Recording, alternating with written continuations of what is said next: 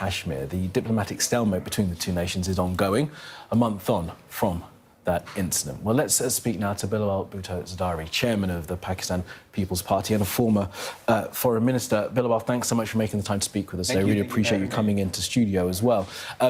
How are relations between Islamabad and New Delhi at the moment? Well, the furthest that they've ever been. We just fought a 5-day war conflict. Throughout this escalation, Pakistan has acted restrained and responsible. And even today, Pakistan's message is we want peace through dialogue and diplomacy. We believe there's no military solution to any of the issues between India and Pakistan.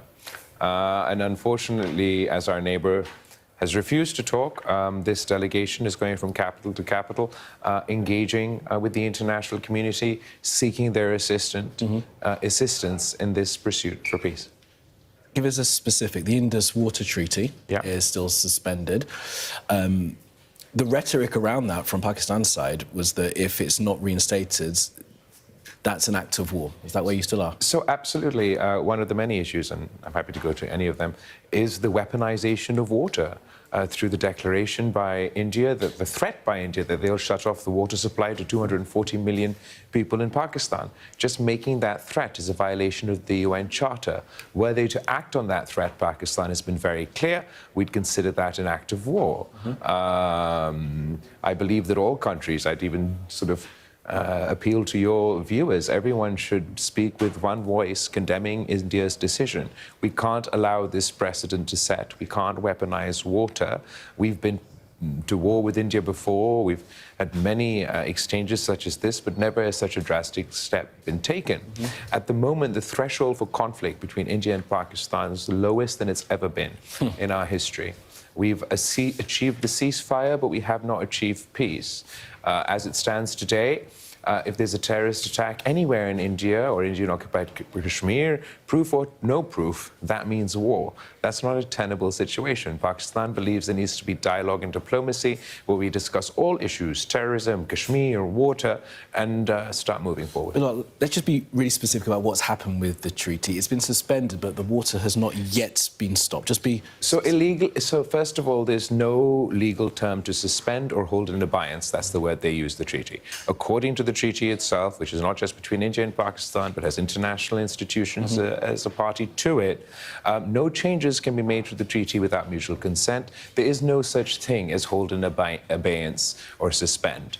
That is a violation of the treaty. But the water hasn't stopped flowing. So they don't have the capacity at the moment to completely stop flowing the water. However, they are able to delay the release of water, which even if in sort of a country like Pakistan, which is an agrarian economy, even a week's delay in the water can kill your crop. They're not sharing the data as a lower riparian, that's our right, about the status of the water, etc. And there's a whole host of things that they're doing that is still sort of, unacceptable. Were they to build new canals or try and build a new dam on the 3 rivers that are in Pakistan's domain, then for us, we'd have to take a more aggressive step. And that would be war. As you rightly point out, wars have been fought in the past between India and Pakistan. The treaty has never been suspended at this, as it has been now, the first time since 1960, so it's a real inflection point. Look, you said you were on a delegation to speak to people in capitals. You were in the United States just the other day, on Thursday, challenged by a congressman called Brad Sherman to reduce any connections and to stamp down on terrorism in Pakistan, particularly the group Jaish al-Mohammed. I really appreciate Mr. Sherman's role within the House of the United States. His tweets don't necessarily reflect the conversation we actually had when we were there. But he did ask you to stamp down on terrorism. Having said that, the points he did make are legitimate. Pakistan has and does combat terror within its own country, particularly the groups that are mentioned in his tweet, but perhaps he missed talking when I was sort of physically there. Those groups, Pakistan has taken effective action against under the FATF framework. When I was foreign minister, Pakistan was on the FATF grey list, and we managed to move it towards the FATF white list by the end of my term. That means that the FATF is an organization, the international community, endorses Pakistan's actions against such groups. But can more be done, though? Can more be done? I mean, look, I feel that as far as India, this first of all, the terrorist attack that took place in India had nothing to do. So the two different things. Terror groups within Pakistan, Pakistan's taking action against to the sort of within our capability. The terrorist. I want to say fullest, then did you? The fullest. Obviously, why would I not want to say fullest? That's what I want to say. What I was trying to say is the terrorist attack that did take place in India had nothing to do with Pakistan. That was an indigenous group within India. And therefore, I can't take action against those groups. The fact that India wants to blame Pakistan for actions of those groups within its own territory is sort of counterproductive. How was peace brokered this time? You know, President Trump's wants to take credit for it. Is that true? I think President Trump deserves credit for the ceasefire that we've managed to achieve. Absolutely, the United States, President Trump, Secretary Rubio were engaged with both Pakistan and India in order to achieve this ceasefire. I can't explain why India won't admit the truth, but throughout this episode, what we've seen is India is engaged in misinformation, disinformation.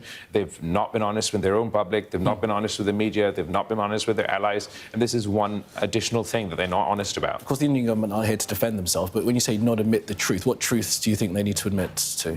Admit the truth. That Pakistan had nothing to do with this terrorist attack. They went to war on the basis of a lie, and then they couldn't win that war. They lied about the planes that we shot down. They lied about the details of this terrorist attack. To this day, they cannot name a single terrorist that was involved in this attack. They went to war with a nuclear armed power. They can't tell you, they can't tell me, they can't tell the people of India which terrorist was involved in this attack, what's his name, where did he come from, if you claim he came from Pakistan, which town, which border crossing. I mean, these are basics that I believe by this point, if India was being honest, that information would have come forward. Questions we need to put to India itself. Absolutely. You're in the UK for meetings. We talked about your meetings in the US. What would you want to hear from the UK government?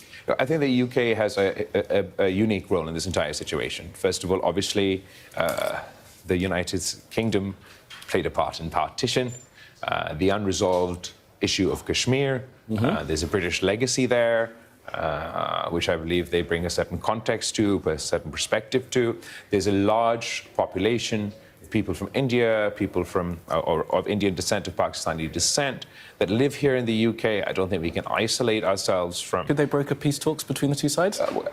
Broker or not broker, I think it's important, when it comes to the issue of water, that no matter where you stand or what your positions are, how close you are with India, that's something that we all have to draw as a red line on the basis of sort of a humanitarian perspective. They should absolutely encourage India to engage in dialogue with Pakistan. Look, India said no to an impartial investigation when we asked for one into the terrorist attack. They say no to mediation, be it from the UK or the US, and they say no to dialogue with Pakistan. So then if they're stuck in the status quo, we've lowered the conflict threshold between India and Pakistan to the point where any terrorist attack means war. There's no dispute resolution mechanism between two nuclear armed powers. That's not a tenable situation. It means that South Asia is insecure, and by extension the region and the globe. So everybody's affected by this. So look, you've seen the Prime Ministers at London Tech Week. You're going to hear, I guess, from David Lammy as well, and speak to people within the Foreign Office. What do you need to hear specifically from those individuals? What words do they need to use that will reassure you can go back to Islamabad? We've had really positive. When I was still in Pakistan, immediately after this conflict, that the ceasefire had just been broken out, David Lammy visited Pakistan. He engaged with us. He appreciated that the ceasefire is fragile, but I believe the United Kingdom government is keen to encourage both sides to engage in a dialogue so that we can deal with all issues. It's only the Indians that are being difficult about this. Okay, well, as I said, we need to get a response from... Please ask them all the questions you want. You're going off to Europe as well to have these same conversations. Absolutely. So we will speak with you again. Now I want to speak to you about domestic issue, if I can, Bilawal. Sure. It's been reported online that Imran Khan, the political opponent who's been sentenced to 14 years in prison, could be bailed on the 11th of June. What truth is there in that reporting? I don't know, but if it's, there's a legal process in Pakistan, and if the courts and everything feel that he deserves to be let out on bail, like, we'd support that. It's absolutely his right. there'd be no challenge to the court's proceeding from your well, your there may party? be, not from me personally or from my party. I'm actually not aware about the specifics. It's the first time hearing from this is from you. But if it's true, then that's part Party of the legal representative process. has been said. Okay. That's And part of the legal the 11th of June, so a couple of days' time. Yeah, All right, Bilawal, look, it's good to speak with you today. All the best on the rest of your trip around Europe, and